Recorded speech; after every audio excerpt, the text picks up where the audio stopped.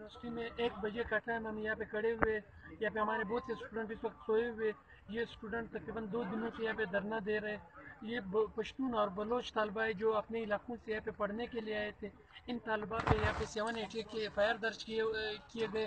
ان کو جیلوں میں ڈالا گیا اور ان کو یونیورسٹی سے بے دخل کیا گیا. ان اسٹوڈنٹ پہ اسکالرشپ بند کر دیے گئے. آج یہ اسٹوڈنٹ مجبور ہو کے یہاں پہ دھرنا دے رہے. 2 دن سے سردی کے موسم میں یہ اسٹوڈنٹ 2 دن سے یہاں پہ بیٹھے. ان کے لیے کوئی ٹینٹ وغیرہ نہیں چھوڑ رہے, نہ میڈیا کو الاؤ کر رہے کہ ان اسٹوڈنٹ کا آواز باہر تک پہنچے.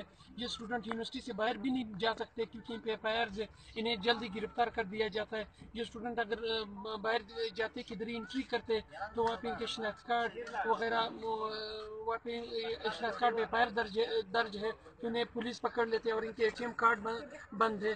یہ اسٹوڈنٹ اب اس وقت اس حد تک مجبور ہو گئے کہ کل سے یہ کہہ رہے کہ ہم اپنے علاقوں میں واپس جا رہے ہیں. یہ ایجوکیشن ان کو مبارک ہو, پنجاب یونیورسٹی کو مبارک ہو, پنجاب گورنمنٹ کو اپنی یونیورسٹی مبارک ہو, کیونکہ وہ ہمارے ساتھ نسلی تعصب کر رہے ہیں. یہاں پہ صرف پشتون اور بلوچ ہونے کے ناطے پہ ان کے ڈپارٹمنٹ میں ڈراپ کیا جا رہا ہے ان اسٹوڈنٹس کو, اور ان اسٹوڈنٹ کو یہاں سے سسپینڈ کیا جا رہا ہے صرف پشتون اور بلوچ ہونے کے ناطے پہ.